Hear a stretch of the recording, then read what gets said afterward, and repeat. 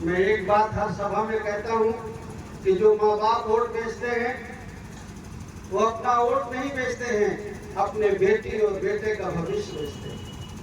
और जब मैं कहता हूँ कि राजनीति हम शौक के लिए नहीं कर रहे, राजनीति हम जरूरत के लिए कर रहे हैं, अपना और अपने बच्चों का भविष्य ठीक करने के लिए कर रहे हैं। साथियों, आज हम आप लोग जन अधिकार पार्टी के तत्वाधान में जिला स्तरीय कार्यकर्ता सम्मेलन का आयोजन किया है। आपके राष्ट्रीय अध्यक्ष जी को इस कार्यक्रम में आना था, लेकिन वो नहीं आ पाई, तो मैं अपने बदौलत भी आपके बीच में हूँ और उनकी तरफ से भी आपके बीच में हूँ। महोबा जिले में लगभग 30 सालों से, मैं 35 सालों से रहा हूँ। जब हम लोग बहुजन समाज पार्टी काम करें, कुछ हिस्सेदारी भागीदारी जिनको महोबा में मिलनी चाहिए वो मिले, लेकिन हमारे लाख कोशिश के बावजूद भी हम महोबा में सफल नहीं हो पाए। बुंदेलखंड की डेट से अगर हम झांसी, जालौन, ललितपुर, महोबा, हमीरपुर, बांदा, चित्रकूट, इन 7 जिलों की बात करें तो कुछ जिलों में हम लोग सफल हुए, कुछ जिलों में जितनी हमें सफलता मिलनी चाहिए वो सफलता हमें नहीं मिली। महोबा में हम लोगों ने निरंतर कोशिश की। जब मैं जेल से छूट करके आया 16 में, जनसंपर्क यात्रा के माध्यम से आपके जिले में आया, तो हम सब लोगों ने बड़ा स्नेह दिया, प्रेम दिया। हमारा बेटा भी पढ़ लिख करके, और ये सारी चीजें अगर कहीं से तय होती हैं तो वो राजनीति से तय होती है। जो वोट जिनको दे के हम जिताते हैं और जो सत्ता में पहुंचते हैं वही हमारे लिए ये चीजें तय करते हैं। हमारे बच्चों के लिए शिक्षा के बाद हमारे बच्चों को रोजगार मिले, जिसके लिए उन्होंने पढ़ाई पढ़ी है, जो उनमें योग्यता है ऐसा रोजगार मिले, चाहे सरकारी नौकरी मिले, प्राइवेट सेक्टर की मिले, व्यापार करें। ये सारी जिम्मेदारी अगर किसी की है तो वो उसी की है जो हमारे वोट से जीत करके जाता है और सत्ता में बैठता है। अगर हम किसान हैं, हमारी जरूरत है कि हमारे लिए खाद बीज सस्ती हो, हमारे फसल की सही कीमत मिले, हम कर्जा लेते हैं तो ब्याज न लगे, बहुत अगर कर्जे से लग गए हैं तो कर्जा माफ हो। ये सारी चीजें अगर कोई करता है तो वो वही करता है जो हमारे वोट से जीत करके जाता है। इसलिए सर्किल का सीओ, जिले का कप्तान, जिले का कलेक्टर उसी की सुनता है जो आपकी वोट से जीत करके जाता है।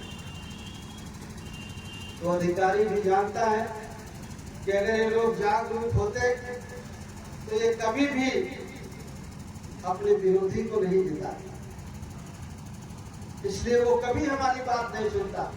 वो जानता है कि इनमें ये सोचने समझने की क्षमता नहीं है, इसलिए अपने विरोधी को हमेशा जिताते हैं, अपने हित चाहने वाले को कभी नहीं जिताते। इसलिए मैंने शुरू में ये कहा कि राजनीति हमारा शौक नहीं है, राजनीति हमें जरूरत है।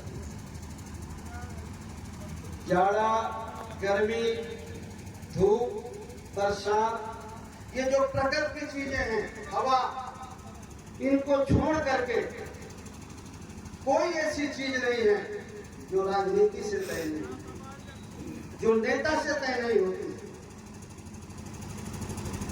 आपको 5 किलो अनाज कुछ लोगों को गैस सिलेंडर चूल्हा, कुछ किसानों को 2-2 हजार रुपया, कुछ को कॉलोनी। ये कौन देता है? वही जो आपकी वोट से जीत करके जाता है, जो सरकार में जिसको आपने भेजता है। और बड़ी मजेदार बात, ये अपने घर से नहीं देता है, सरकारी खजाने से देता है। और सरकारी खजाने में पैसा किसका होता है? वो हमारा आपका होता है। हम सब लोग टैक्स देते हैं। और सबसे बड़ी मजेदार बात ये कि हम सोचते हैं कि बड़े लोग टैक्स देते हैं, बड़े लोगों का सब टैक्स माफ हो जाता है। टैक्स अगर कोई देता है तो गरीब आदमी देता है, आप देते हैं, हम देते हैं। अगर आप 1 लीटर डीजल खरीदते हैं तो लगभग 44 रुपया आप टैक्स। आपके पास पन्ना है, पन्ना में हीरा की खदानें, सब कुछ फिर उन्हीं को मिल जाता है। बड़ी बड़ी जमीनें जो सरकारी हैं, सरकारी जमीनें पब्लिक प्रॉपर्टी, मतलब आप सबका हिस्सा है उसमें, लेकिन वो आपको नहीं मिल सकती। आपको 5 किलो अनाज मिलेगा और बाकी सबको अपने लोगों को देते।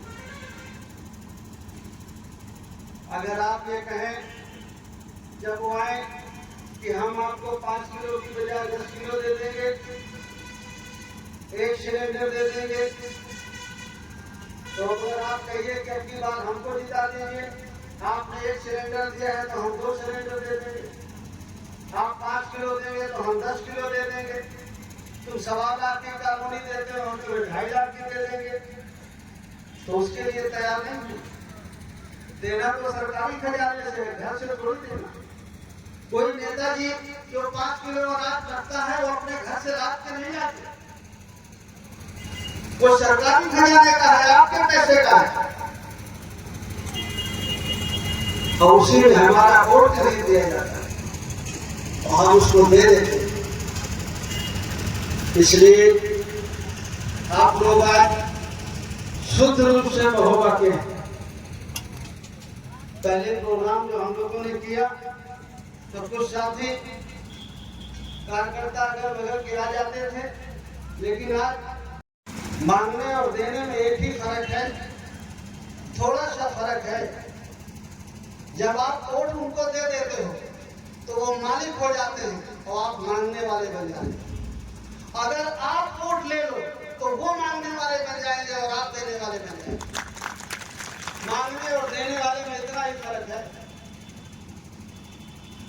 अगर मालिक बनना चाहते हो, देने वाला बनना चाहते हो, कटोरा नहीं हाथ में रखना है। जिस दिन आप वोट देते हो तो वो मालिक और आपके हाथ में कटोरा, और वोट लेना शुरू कर दो तो आप देने वाले बन जाओगे और वो मांगने वाले बन जाओगे। मैं कोई आपके बीच में कोई उस तरह की लंबी चौड़ी बातें करने नहीं आया। जो यथार्थ है, जो जीवन का सच है, वो आपके बीच में मैं कहने के लिए आया। आप पूजा करें, अर्चना करें, किसी की भी करें, कभी सांप्रदायिक नहीं है। आप भगवान गुरु को मानते हैं, ये आपकी श्रद्धा है, आपकी निष्ठा है। लेकिन अगर नहीं हो सकता और सभी का रास्ता एक जगह जाता है, चाहे भगवान बुद्ध हो, चाहे ईसा मसीह हो, मोहम्मद हो, राम हो, कृष्ण हो, सबका रास्ता एक ही जगह जाता है, सब एक ही जगह पहुंचते हैं।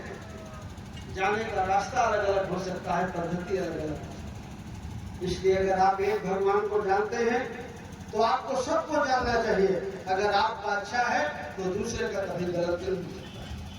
लेकिन भगवान के मानने के साथ साथ हर मजहब में कर्म को प्रधान कहा गया है।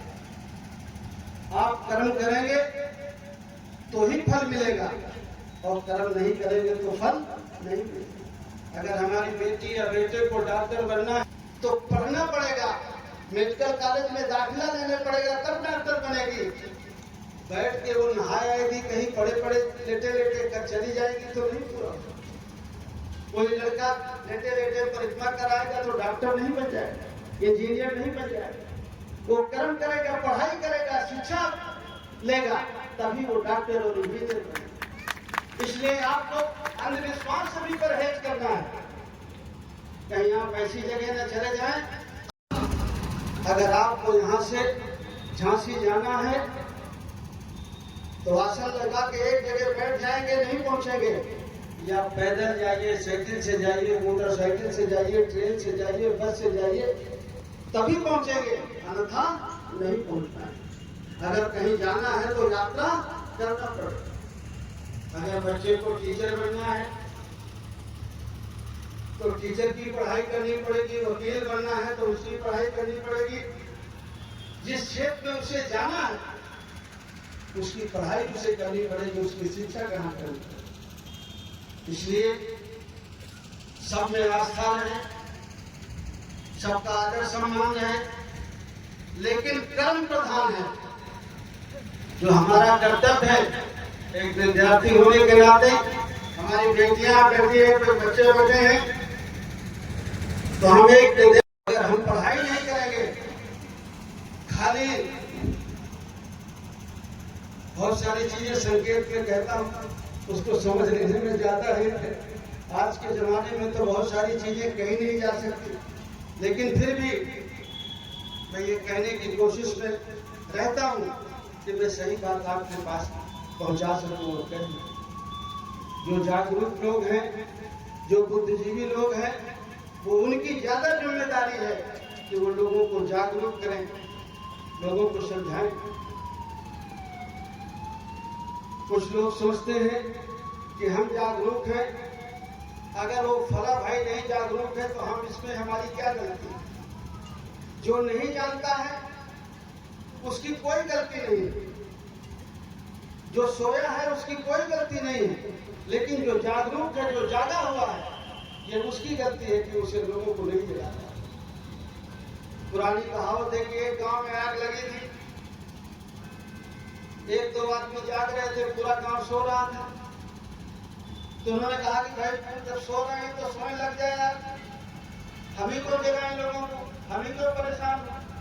लेकिन आप बताओ, जो सो रहे हैं उनकी क्या गलती है? उन्हें तो पता भी नहीं है कि आग लगी है।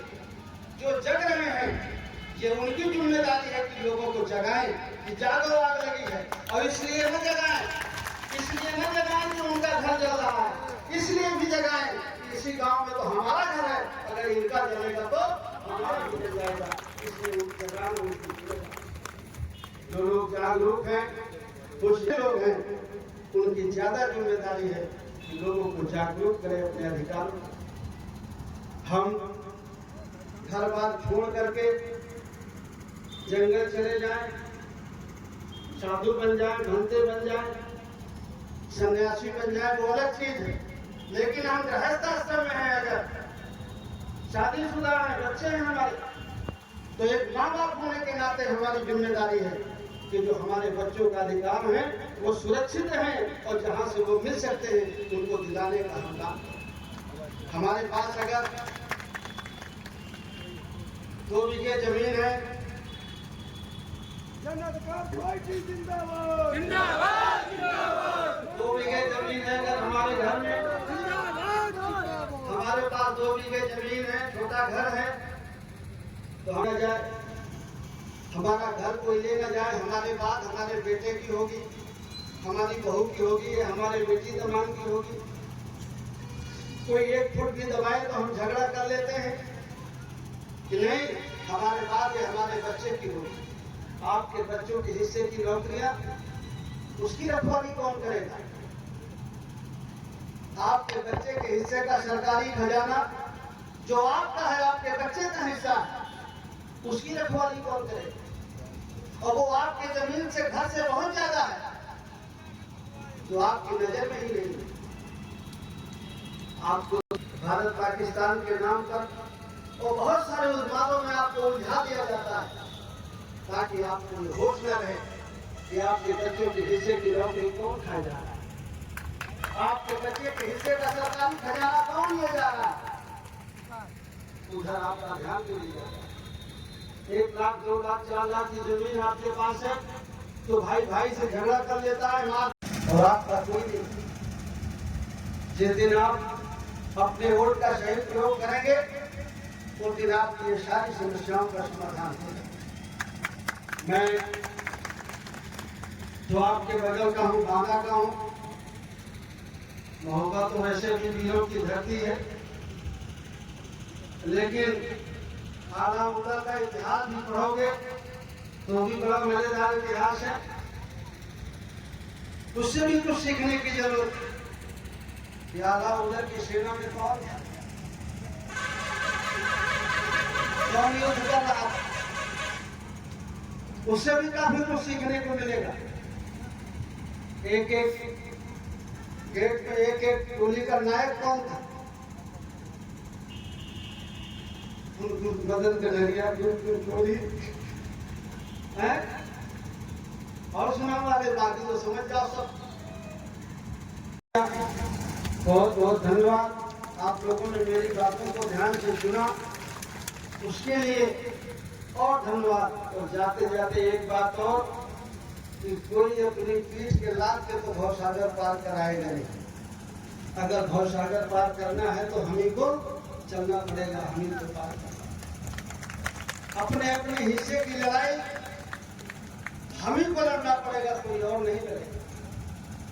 और अपने बच्चों के हिस्से की लड़ाई माँ बाप होने के नाते